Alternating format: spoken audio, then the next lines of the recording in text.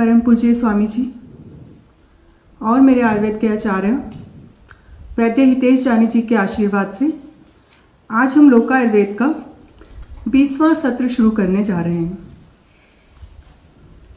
स्वामी जी के श्री चरणों में और ईश्वर के श्री चरणों में मैं ये वंदन करूंगी कि वो मेरी वाणी को इतना सामर्थ्य दे कि मैं आयुर्वेद के महान स्वास्थ्य सूत्रों को आप तक पहुंचा सकूं।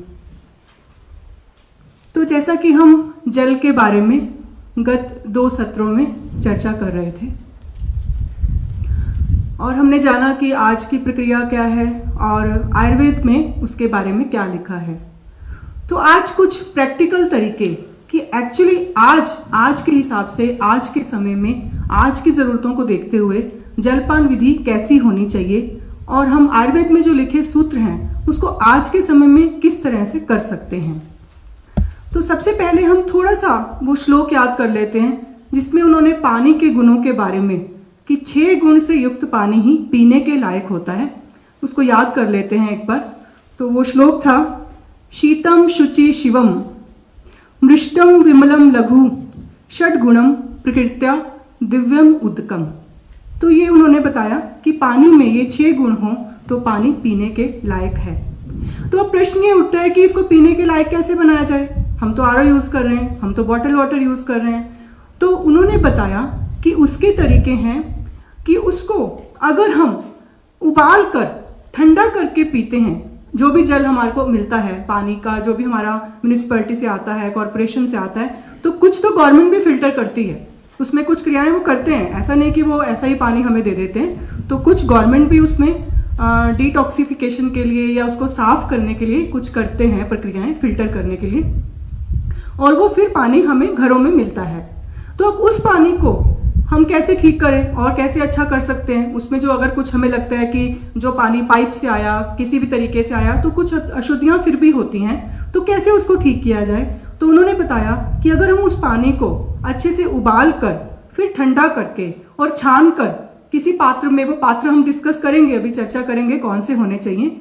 तो सबसे पहले विधि जान लेते हैं कि उबाल कर उसको ठंडा करके और छान कर जब हम पीते हैं तो वो पीने के लायक बन जाता है। ऐसे तो उन्होंने बहुत सारे तरीके बताए, उबालने के भी बहुत सारे तरीके हैं। तो बहुत सारे जैसे कैसे अष्टमांश शेष, चतुरांश शेष, अधांश शेष और उबाला हुआ पानी। तो इसका मीनिंग थोड़ा मैं आपको वैसे समझा देती हूँ, वो ज्यादा चिकित्सा के लिए है कि जब पानी उबालने के बाद 8वां हिस्सा बच जाए तो उसे बोलेंगे अष्टमांश शेष। तो इस तरह का पानी ज्यादातर चिकित्सा में यूज होता है कि 8वां हिस्सा बचने के बाद जो पानी हमने लिया उसका 8वां हिस्सा बचने के बाद पानी को जो उपयोग में लाया जाता है, कुछ रोगों में उसको यूज करते हैं। ऐसे ही जब उसका 4था हिस्सा तो किन रोगों में यूज करना, जब उसका आधा हिस्सा रह जाए तो किन रोगों में यूज करना। तो वो ज्यादा चिकित्सक के लिए है, लेकिन जो हमें पीने के लिए उन्होंने निर्देश दिए तो पानी को उबाल कर और फिर ठंडा करके हम उसको पी सकते हैं। और उसको छानने के लिए भी उन्होंने एक विधि बताई थी कि एक स्पेशल पतले कपड़े होते हैं कॉटन के, उसकी 7 लेयर से हमें उसको छानना चाहिए। ये उन्होंने छानने का तरीका भी बताया था। और हम अगर कर सकते हैं तो इसे ये भी हमें करना चाहिए, या वैसे नॉर्मल सिंपल जिससे भी हम छान सकते हैं पतले वस्त्र से। 7 लेयर अगर नहीं है तो कुछ कम लेयर में भी, लेकिन कोशिश करनी चाहिए कि छानना भी उसको चाहिए। ये उन्होंने निर्देश दिए हैं ऐसे। तो उन्होंने बताया कि उसका फायदा क्या होता है, क्यों उबाल के पानी पीने से किस तरह से जो ये सारे गुण हमें मिल जाते हैं और क्यों इसमें ऐसे करना चाहिए। तो उन्होंने उसका श्लोक बताया था अन अभिषंदी लघु च तोयम कथित शीतलम पित्तम युक्ते हितम दोषे व्यशुतिम तत् त्रिदोष कृतम। इसका मीनिंग ये है कि क्योंकि जो उबला हुआ पानी है उसमें ये गुण आ जाते हैं कि वो अभिषंदी नहीं करता। अभिषंदी का मतलब होता है कि कहीं भी वो शरीर में कोई रुकावट पैदा नहीं करेगा, किसी भी चीज को ब्लॉक नहीं करेगा। जैसे कभी हम कहते हैं कि ऐसी चीज खा ली जो उससे ब्लॉकेज होती है, पानी इतना भारी था कि डाइजेस्ट नहीं हुआ तो ब्लॉकेज हो गई। तो ये जो पानी उबला हुआ है ये अनअभिषंदी होता है, लघु हो जाता है, शीतल हो जाता है, पचने में अच्छा होता है और त्रिदोष शामक, त्रिदोष का शमन करता है कि वात पित्त कफ को समान रखता है। तो यही तो हमारे रोगों का कारण है। तो वो ये सब पानी की ये उसमें ऐसे गुण आ जाते हैं उबालने के बाद। तो ये उन्होंने बताया। अब थोड़ा सा सवाल इसमें और हमें चीज आती है कि उन्होंने सिर्फ शुद्धता नहीं बताई थी, उसके बाद उसकी गुणवत्ता को कैसे बढ़ाना ये भी बताया था उन्होंने, कि हम खाली प्योरीफाई नहीं करेंगे, हम खाली डिटॉक्सिफिकेशन नहीं करेंगे, हम आज जो कहते हैं हमने तो जो डिटॉक्स किया उसमें मिनरल खत्म नहीं हुए, हमारा कैल्शियम मैग्नीशियम जो भी हमारे पानी के नेचुरल मिनरल हैं वो उसके अंदर रहे, तो एक तो ये खास बात थी। और उसके बाद भी हम ऊपर से भी उसको और गुणवान कर सकते हैं ताकि हमें और भी अच्छा फल मिले उसका। तो कैसे करना, तो उन्होंने थोड़ा ऋतुओं के हिसाब से बताया है कि जैसे अगर वसंत और शिशिर की और ऋतु है तो थोड़ा सा दालचीनी डाल सकते हैं जो पानी हमने, और थोड़ा गर्म पानी, क्योंकि ऋतुओं के हिसाब से गर्म और ठंडा भी पीने का बताया गया है। तो जैसे अभी सर्दी की ऋतु है, हेमंत शिशिर ऋतु है तो सर्दी की ऋतु है, तो उसमें थोड़ा सा आपको उबला हुआ पानी जब आप करते हो थोड़ा दालचीनी डाल लीजिए, उसमें थोड़ा सा आप सौंठ डाल लीजिए ताकि वो आपको, क्योंकि उस टाइम उष्णता चाहिए शरीर को, तो आपको वो उसमें गुणों में वृद्धि हो जाएगी। तो इस तरह से आपका उस ऋतु में इस तरह से पीना। फिर उन्होंने बताया वर्षा ऋतु में तो बहुत इन्फेक्शन होती है तो कैसे पीना, तुलसी डाल लीजिए, उसमें थोड़ा नीम डाल लीजिए जब आप बॉयल करते हैं, तो इस तरह से उसमें उसके गुणों में वृद्धि हो जाएगी, इन्फेक्शन कम हो जाएगी, क्योंकि उन दिनों में इन्फेक्शन के लिए प्रॉब्लम है। और थोड़ा सा उष्ण पानी भी वर्षा में पीने के लिए बोला गया। फिर वसंत ऋतु में भी उन्होंने बताया, वसंत ऋतु जैसे हमने कहा कफ की ऋतु होती है, तो सबसे ज्यादा बताया हल्दी का पानी पीना, अदरक का पानी पीना, सौंठ का पानी पीना, सौंठ युक्त पानी पीना। तो ये सब उन्होंने गुणों को कैसे बढ़ाना, वनस्पतियों का यूज करके, हमने कोई केमिकल इसमें यूज नहीं किया, हमारे कोई मिनरल नहीं गए पानी से, और वो शुद्ध भी हुआ, गुणवत्ता भी मिली। तो कितना आसान तरीके से उन्होंने बताया, ऋतु के हिसाब से बताया। और एक खास उन्होंने शरद ऋतु, क्योंकि मैंने आपको बताया था कि रोगाणाम शारदी माता, शरद ऋतु में सबसे ज्यादा मृत्यु होती है, तभी तो हमें आशीर्वाद दिया जाता है जीवे शरदा शतम, कि आप 100 शरद ऋतु देखो। तो शरद ऋतु ही क्यों बोला कि शरद ऋतु में आप शरद ऋतु जी जाओगे तो थोड़ा जी जाओगे, क्योंकि शरद ऋतु में सबसे ज्यादा रोग होते हैं। तो शरद ऋतु में, लेकिन मैंने बताया था कि जल वातावरण में अपने आप शुद्ध हो जाता है, तो लेकिन उन्होंने बहुत अच्छा तरीका हंसोदक जल, एक खास तरह का जल आयुर्वेद में बताया गया है, हम कर भी सकते हैं उसको, इतना मुश्किल नहीं है। तो उसमें कैसे बताया उन्होंने कि जो हम उबाल के छान के ठंडा करके हमने पानी जो बनाया है उसको एक पूरा दिन सूर्य की किरणें लगने दो। आप घड़े में जहां भी रखते हो तो ऐसी जगह रखिए जहां सूर्य की किरणें उसको लगे, और फिर रात को चंद्रमा की किरणें लगे, तो धूप भी मिले उसको, गर्मी भी, उष्णता भी मिले, उसके बाद उसको शीतलता भी मिले। तो अगले दिन उस जल का सेवन कीजिए, तो वो कहते हैं कि वो अमृत के समान हो जाता है वो जल। तो हंसोदक जल एक खास तरह का जल शरद ऋतु के लिए हमारे ऋषि मुनियों ने बताया था। और थोड़ा सा ग्रीष्म ऋतु का रह गया है तो हम जान लेते हैं कि थोड़ा जीरा ठंडा होता है, सौंफ डाइजेस्टिव होता है, तो जीरा, सौंफ का पानी, इस तरह से बहुत सारी हर्ब्स हमारी दादी नानी से भी हमें पता चलती थी, और शायद थोड़ा हम भूल गए हैं, बस याद करने की बात है। तो इस तरह से ऋषि मुनियों ने भी बहुत, जो हमारे किचन में, रसोई में जितनी भी औषधियां हैं, जितनी भी वनस्पतियां हैं, जितने भी मसाले हैं, वो सब गुणवत्ता, जल की गुणवत्ता के लिए उपयोगी हैं। अब इसमें थोड़ा सा भी ऋतुओं की बात की हमने, फिर थोड़ा बॉडी टाइप के हिसाब से, शरीर के हिसाब से कैसे पीना। तो किसी की बॉडी होती है वात, तो वात वाला जो होता है उसको थोड़ा गर्म चीजें चाहिए होती हैं, और कफ वाले को भी थोड़ा गर्म चीजें चाहिए। तो उसके लिए वो कहते हैं कि ग्रीष्म ऋतु तो चलो अगर प्यास नहीं बुझ रही है तो ठंडा पानी, मतलब फ्रिज का नहीं, नॉर्मल ठंडा पानी पी सकते हैं, लेकिन बाकी ऋतुओं में उसको थोड़ा गर्म पानी पीना चाहिए। जो वात और पित्त टाइप के, बॉडी टाइप के लोग होते हैं, वात और कफ टाइप के जो लोग होते हैं उनको थोड़ा गर्म पानी पीना अच्छा है। और जो पित्त है वो वैसे गर्मी के टाइप के लोग हैं तो उनको थोड़ा ठंडा पानी भी चल सकता है, क्योंकि उनका बॉडी टाइप ऐसा है कि ऑलरेडी गर्म है, उष्ण है। तो इस तरह से बॉडी टाइप के हिसाब से भी उन्होंने बताया है। फिर एक और बात आती है कि हम देश के हिसाब से भी देखते हैं। तो देश के हिसाब से, जैसे हम केरला में, अगर आपने कभी सुना हो तो बहुत ही ज्यादा वहां पे एक स्पेशल हर्ब यूज करते हैं, पथिमुद्गम, आप नेट पे भी देख सकते हैं। तो वो वहां के एरिया में वो मतलब उनके ट्रेडिशन में है, वो काफी सालों से उनके पूर्वज उसको यूज करते हैं, और वहां पे हर व्यक्ति इस तरह का पिंक कलर का पानी पीते हैं, उसमें वो हर्ब डालते हैं, उनकी वहां की हर्ब है, तो उससे उनका जो है डाइजेशन अच्छा होता है, स्किन अच्छी होती है, तो मतलब गुणवत्ता बढ़ाने के लिए वो इस तरह से करते हैं, और बहुत सारे रोगों को खत्म करता है, रोग प्रतिकारक क्षमता को बढ़ाता है। तो जितने भी कोंकण, आपका जो महाराष्ट्र, जो केरला, कर्नाटका आसपास के रीजन है, उसमें भी कहीं कभी ये पानी हम देखते हैं कि पिया जाता है। और इसी तरह से हर प्रदेश में कोई ना कोई ऐसी वनस्पति होती है। हिमाचल प्रदेश में अपनी है, उत्तराखंड में अपनी है, उत्तर प्रदेश में अपनी है, जहाँ पे हम इस तरह से पानी की गुणवत्ता को बढ़ाते हैं। अब इसमें एक बात और मैं आपको थोड़ा शेयर करना चाहती हूँ कि एक बार हमने कैंप लगाया था कच्छ में, गुजरात साइड में। वहाँ पे एक गाँव है जहाँ पे बहुत ज्यादा स्टोन की प्रॉब्लम थी लोगों को, तो वो पानी की वजह से थी। उस एरिया का पानी बहुत खराब था कि वहां पे लोगों को मतलब पूरे गांव को ही स्टोन की प्रॉब्लम थी, किडनी की प्रॉब्लम थी। तो फिर वहां पे हमने कैंप लगाया था और आयुर्वेद के हिसाब से उनको वहां ट्रीटमेंट दिया था। तो वो मैं इसलिए आपसे शेयर कर रही हूँ क्योंकि कई प्रदेश ऐसे होते हैं कि वहां एक खास तरह का पानी की प्रॉब्लम होती है। तो वहां के लोगों को फिर उस वनस्पति के हिसाब से या वहां के आयुर्वेदाचार्य जो सजेस्ट करते हैं, पानी में वो चेंजेस करने चाहिए, वो शुद्धिकरण करना चाहिए, वो गुणवत्ता देनी चाहिए कि जो वहां के एक्चुअली मतलब एक तरह से सब कॉमन प्रॉब्लम है, सबको ये प्रॉब्लम है क्योंकि वो प्रदेश का पानी ऐसा है। तो उसमें भी हम चेंज कर सकते हैं अपने आयुर्वेद की वनस्पतियों में, देख कर कि हमें हमारे प्रदेश में कैसी प्रॉब्लम है और वहां के आयुर्वेदाचार्य किस तरह से सुझाव देते हैं। तो ये भी हम कर सकते हैं। और एक बहुत अच्छी बात हमारे ऋषि मुनियों ने जो बताया था, ये गुणवत्ता की जो बात कर रहे हैं, शुद्धिकरण की जो बात कर रहे हैं, तो उन्होंने कहा था कि ये अब तो पॉसिबल नहीं है, पर हम थोड़ा बातचीत करते हैं इसके बारे में कि जो सरोवर होते थे हमारे, जो हमारी नदियां होती थी, जो भी हमारे तालाब होते थे, उसके आसपास ऐसी वनस्पतियां उगाई जाती थी जो पानी को शुद्ध करती थी। वो प्राकृतिक रूप से ऐसी वनस्पतियां वो उगाते थे। अभी तो गवर्नमेंट का भी बताऊंगी आपको एक एग्जाम्पल, वो भी कर रहे हैं आजकल। लेकिन पहले हमारे ऋषि मुनि क्या करते थे, घरों में पानी आने से पहले, जब तालाब में, जब पहले समुद्र से आपके नदी में आएगा, फिर नदी से आपके घरों में, तालाब में, फिर आपके कुएं में और आपके पानी का जो भी घर में नलका है उसमें आता था पहले। तो वो वहां पे ही उसकी शुद्धिकरण की प्रक्रिया शुरू कर देते थे कि यहाँ पे ऐसी वनस्पतियां उगाई जाए, नीम है, बड़ है, जो भी निर्गुंडी है, जो भी पेड़ पौधे पानी को स्वच्छ रखते हैं, शुद्ध करते हैं। सरोवरों में ऐसा करते थे, कमल उगाते थे। तो जो कमल है उसको साइंटिफिक रीजन था कि पानी को स्वच्छ करता है, उसके गुणों में वृद्धि करता है। तो हम जहां से पानी आता था नेचुरल सोर्स से ही उसको शुद्ध करना शुरू कर देते थे।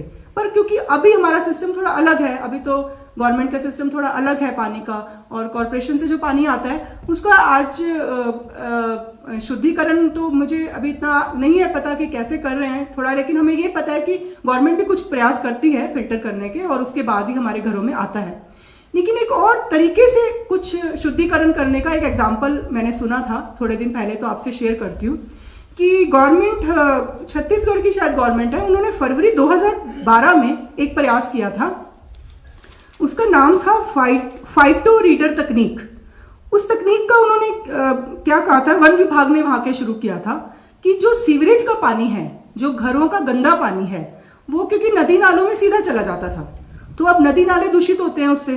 तो सिर्फ वो पीने के लिए नहीं था, लेकिन सीवरेज के पानी को शुद्ध करने के लिए जो उन्होंने टेक्निक यूज की थी वो वनस्पतियों के ऊपर बेस्ड थी। तो उन्होंने ऐसा एक सिस्टम लगाया वनस्पतियों के द्वारा, उसको नाम दिया फाइटो रीड तकनीक। आप पढ़ सकते हैं इंटरनेट पे। तो वो जो सीवरेज का पानी था वो नदी नालों में जाने से पहले उसको शुद्ध कर देते थे उस तकनीक से। तो जिसमें वो बहुत सारे हाइड्रोफाइटर्स प्लांट का उन्होंने नाम दिया था, ऐसे प्लांट वहां लगाते थे और उसको शुद्ध करते थे। तो ये प्रक्रिया तो हमारे ऋषि मुनि बहुत सालों से कर रहे हैं, लेकिन अभी कई जगह ये और शुरू भी हुई है। मतलब उनको पता लग गया कि प्राकृतिक तरीके से भी, प्राकृतिक वनस्पतियों से, प्राकृतिक मसालों से और प्राकृतिक घर में जो तरीके हैं उनसे भी हम पानी को शुद्ध कर सकते हैं, पानी की गुणवत्ता भी बढ़ा सकते हैं। तो ये हमारा जो नेचुरल तरीका था पानी को शुद्ध करने का और पीने लायक बनाने का। अभी बहुत सवाल हमारे मन में आता है कि कितना पानी पीऊं मैं। बहुत नॉर्मल क्वेश्चन है, 8 लीटर पीऊं, 10 लीटर पीऊं, 1 लीटर पीऊं, 2 लीटर पीऊं, कितना पानी पीऊं, मुझे कितना पानी पीना चाहिए? तो इसका आसान सा उत्तर हमारे ऋषि मुनियों ने बहुत ही आसान तरीके से दिया। उन्होंने कहा नाम्बू पेयम शक्त्या, नाम्बू पेयम शक्त्या, कि आपकी जितनी शक्ति है उतना पानी पियो। ये सोचने की जरूरत नहीं है कि 8 लीटर मिल रही है, हाँ आपको 8 लीटर दिन में, drink 8 litre water in a day, 8 litre पानी आपको पीना है, 10 लीटर पीना है, नहीं ऐसे नहीं बोला उन्होंने। क्योंकि हर व्यक्ति अलग है, हर व्यक्ति की प्रकृति अलग है, हर व्यक्ति अलग देश में रहता है, हर ऋतु का हिसाब अलग है, उसकी अवस्था अलग है, उसके रोगों की अवस्था अलग है, काल अलग है, तो कैसे बता देंगे कि एक जैसा पानी पीना? तो इसमें भी वो सूत्र लागू होता है, नाम्भूपेयम शक्त्या, आपकी शक्ति के हिसाब से आपको पानी पीना चाहिए जिसमें आपको तृप्ति मिले, जिसमें आपको लगे कि अब मुझे अच्छा लग रहा है, मेरी प्यास बुझ गई है, तो आपको उतना ही पानी पीना चाहिए। और शक्ति से अधिक पानी भी नहीं पीना चाहिए। ये उन्होंने बताया कि आप कहते हैं एक्सेसिव वाटर पियो, तो क्यों नहीं पीना चाहिए? क्योंकि जब शक्ति से अधिक पानी पियोगे तो किडनी को ज्यादा काम करना पड़ेगा उसको स्वच्छ करने में, तो आपको किडनी के रोग हो सकते हैं, आपको हृदय के लिए घातक हो सकता है, आपकी जो ब्रेन में मेमोरी कम हो सकती है क्योंकि सोडियम निकल जाएगा, आपकी बॉडी के आवश्यक मिनरल्स बार बार पानी पीने से वो ज्यादा पानी होगा तो बॉडी उसको निकालना चाहेगी, तो निकालेगी तो जो मिनरल्स हैं बॉडी के वो भी निकल जाएंगे। तो मेमोरी शार्प करने वाले, समझ वाले, ब्रेन बढ़ाने वाले, बुद्धि बढ़ाने वाले, हृदय को ठीक रखने वाले, किडनी ठीक रखने वाले, वो सब निकल जाएंगे, तो फिर आपको पानी अधिक पीने का फायदा नहीं होगा, नुकसान होगा। तो इसलिए उन्होंने बोला शक्ति से अधिक ना व्यायाम करना ना पानी पीना। तो ये उन्होंने सिंपल सूत्र बताए थे। और कम भी नहीं पीना, क्योंकि अगर आप कम पियोगे तो वेगों को रोकना, अधारणीय वेग, प्यास को नहीं रोकना, आपको जितनी प्यास लगी आप पानी पीजिए। तो ये अब इसमें डॉक्टर का बताइए क्या रोल है? स्वास्थ्य से स्वास्थ्य रक्षण तो हमारे लिए है, हमारी बुद्धि को विकसित करना है कि हमें क्या करना चाहिए। तो क्या हम इतना भी नहीं करेंगे अपने लिए, या हमें नहीं करना चाहिए इतना? तो ये छोटी सी बातें हैं जो बहुत बड़ा रोल प्ले करती हैं हमें स्वस्थ रखने में। तो अब उन्होंने फिर उसके बाद बताया कि ये तो हो गया आपको कितना पानी पीना चाहिए। एक अब हमारा बहुत क्वेश्चन आता है कैसे पिए और कब पिए? तो उसका आंसर है, कैसे पिए का आंसर है कि आपको कभी भी खड़े होकर पानी नहीं पीना। तो हम क्वेश्चन करते हैं क्यों खड़े होकर नहीं पिए, हम तो खड़े होकर पिएंगे, क्या फर्क पड़ता है? तो उन्होंने बोला क्योंकि इससे एक तो पहले प्यास कभी नहीं बुझती, क्योंकि आपको पता नहीं चलता कितना पानी आप पी रहे हो, और दूसरा आप बैठकर घूंट घूंट कर धीरे धीरे सिप सिप करके पानी पीना। तो उसका भी एक श्लोक उन्होंने बताया, पुनः पुनः वारी पिबेत भूरिम, कि धीरे धीरे थोड़ा थोड़ा पानी आपको पीना चाहिए। क्योंकि धीरे धीरे क्यों पीना चाहिए? क्योंकि जो मुंह में सलाइवा है, जो लार है, हमारी जिह्वा में जो लार होती है वो बहुत पौष्टिक होती है। तो जैसे जब अन्न भी खाते हैं या हम जल पीते हैं तो वो उस लार के साथ अंदर जाना चाहिए, ताकि बॉडी की जठराग्नि बहुत अच्छी हो जाए, पाचन क्रिया बहुत अच्छी हो जाए, हम स्वस्थ फील करें। तो उन्होंने बोला खाने की तरह पानी पीना धीरे धीरे। और कई बार हम संतों से भी सुनते हैं, वेदों में भी हमने पढ़ा है, वेदों का अगर हम कभी अध्ययन करते हैं तो पता लगता है कि हाँ, उन्होंने बोला कि जो लार है वो बहुत उत्तम होती है हमारी, और वो पानी के साथ भी अंदर जानी चाहिए और अन्न के साथ भी जानी चाहिए। तो इसलिए धीरे धीरे बैठकर आराम से पानी पीना, जल्दीबाजी भी नहीं पीना। जब कहीं बाहर से आते हैं तो कहते हैं ना हमारे घर के दादी नानी, धीरे धीरे पी, जल्दी मत पी पानी। हम बहुत जल्दी पीते हैं, प्यास लगी होती है, लेकिन तब वो बोलते हैं नहीं, अटक जाएगा, हिचकी हो जाएगी, ठीक से बैठ के पियो, आराम से पियो। तो ये उनके निर्देश जो थे वो बहुत साइंटिफिक थे। और थोड़ा सा उसमें और जो वो होता है रोग होते हैं, तो फेफड़ों को भी नुकसान करता है, किडनी को नुकसान करता है, और ज्यादातर उससे हमें ऑस्टियोपोरोसिस जैसी, मतलब हमारे ज्वाइंट पेन होते हैं। क्योंकि जब हम पानी पीते हैं तो कई कहते हैं ना घुटनों में पानी चला जाएगा, तो घुटनों में पानी चल जाएगा मतलब कि घुटनों के जो तरल पदार्थ है, जब हम खड़े होकर पिएंगे तो डायरेक्ट कई बार पानी वहां जाकर डिस्टर्बेंस क्रिएट करेगा। तो इसलिए कहते हैं कि बैठकर आराम से धीरे धीरे पानी पीना चाहिए। तो हमारे ये क्वेश्चन का आंसर में मिल गया, कितना पानी पीना, कब पीना, कैसे पीना। और हमारा फिर एक और आता है कि भोजन के साथ कितना पानी पीना। तो उसका आंसर वो देते हैं, उसका श्लोक उन्होंने बताया, सम स्थूल कृशा भुक्त मध्यांत प्रथमा अमुपहा। इसका मतलब है सम स्थूल कृशा, मतलब 2-3 तरह की अवस्थाएं होती है। तो उन्होंने बताया सम कब होगी, सम अवस्था मतलब बैलेंस्ड कब होगी, जब हम भोजन के बीच में धीरे धीरे थोड़ा सा उष्ण, मतलब बहुत ठंडा नहीं लेना आपको, थोड़ा हल्का गुनगुना भी ले सकते हैं, पर ऋतु ग्रीष्म है तो थोड़ा ठीक है, ठंडा चलेगा। तो आपको धीरे धीरे पानी बीच बीच में, अगर भोजन के बीच बीच में थोड़ा आप डाइजेस्ट करने के लिए, भोजन को पचाने के लिए पीते हैं तो आप सम अवस्था में रहेंगे, आपको रोग नहीं होंगे। और अगर आप भोजन के अंत में पानी पीते हैं, भुक्त मध्य में बताऊंगी बाद में, भोजन के अंत में उन्होंने बोला भुक्त अंता, मतलब खाने के अगर बाद में पानी पीते हैं तो आप स्थूल हो गए, मोटे हो जाओगे। आप क्यों मोटे हो जाओगे?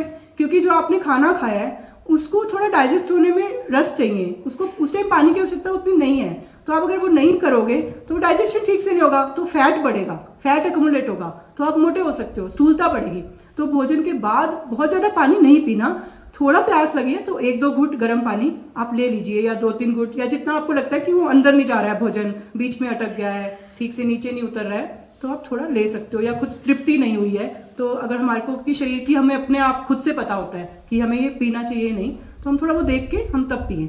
और फिर शरीर के ये तो हो गया। अंत में मध्य में हमने बताया कि सम होता है, और आरंभ में अगर पीते हो कि भोजन शुरू करने से पहले बहुत सारा पानी पी लिया, ये बहुत सारा पानी की बात कर रही हूं मैं, 1-2 घुट पानी की नहीं, बहुत सारा पानी पी लिया, 1 गिलास भर के, 2 गिलास भर के पानी शुरू, अभी हमने भोजन शुरू करना है, तो फिर वो कहते हैं कि पानी से ही पेट भर जाएगा तो खाना क्या खाओगे, तो कृशता आएगी, दुर्बलता आएगी।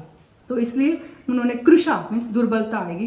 तो ये उन्होंने सिंपल सूत्र बताया कि पानी भोजन के साथ कैसे लेना। तो अब हमारा एक और क्वेश्चन आता है, कौन से पात्र में रखना, पानी को कैसे स्टोर करें कि वो खराब ना हो, ठीक रहे।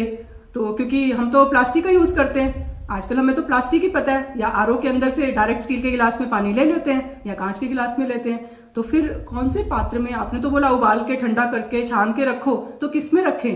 तो फिर उन्होंने बताया कि वैसे तो सोने का पात्र भी बहुत अच्छा है, चांदी के अपने गुण होते हैं, पीतल के अपने गुण होते हैं, तांबे के अपने गुण होते हैं, मिट्टी के अपने गुण होते हैं। लेकिन आज की इरा में जो हम कर सकते हैं, तो 2 चीजें आराम से कर सकते हैं, या तो घड़े का या फिर ताम्र पात्र।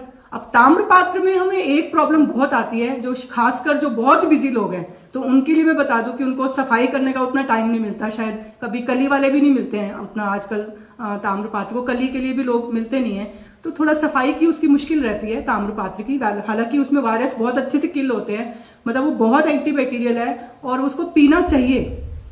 लेकिन अभी क्योंकि अगर हम थोड़ा नहीं कर सकते हैं, तो फिर घड़े का पात्र उन्होंने सबसे अच्छा बताया कि घड़े के पात्र में, मिट्टी के पात्र में आपको हर सीजन में बदलना चाहिए घड़ा, तो आपको वो आप यूज कर सकते हो। एक सीजन यूज कर लिया, मतलब 1-2 ऋतु यूज करके फिर आपको उसको चेंज करना चाहिए। फिर उसको रखना कैसे है, अब घड़े के पात्र को आप कैसे, जमीन पे तो नहीं रखोगे, तो उन्होंने बताया था, तो उसका स्टैंड होना चाहिए। इतना तक सोचा था देखो उन्होंने कि स्टैंड कैसा बनवाना, तो उन्होंने बोला लकड़ी का स्टैंड ऐसा हो कि जिससे भूमि का जो प्रभाव है उस जल के ऊपर ना पड़े। तो आपको स्टैंड थोड़ा रखना है जिससे कीड़े मकोड़े ना आए पानी के अंदर, और वो थोड़ा भूमि से ऊपर हो, तो आपको स्टैंड यूज करना है। या आजकल तो लोहे के भी बनाते हैं लोग, या फिर थोड़ा सा लकड़ी के भी आते हैं, तो आप उनको यूज कर सकते हो।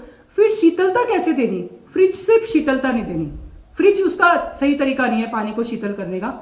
तो शीतलता या तो आप घड़े को चांद की किरणों में बाहर कहीं बार रात को रख सकते हो, या फिर गीले कपड़ा उसके आसपास लपेट के मिट्टी के घड़े में, तो आप इस तरह से भी शीतल करने के ये तरीके तो हम आज, मतलब मेरे ख्याल से मैं जब बचपन में मैंने बहुत देखे हैं, तो ये तो इतना तो हम भी सब जानते हैं कि ये बहुत आसान तरीके हैं और हमारी दादी नानी करती थी, कुछ खास मुश्किल नहीं है।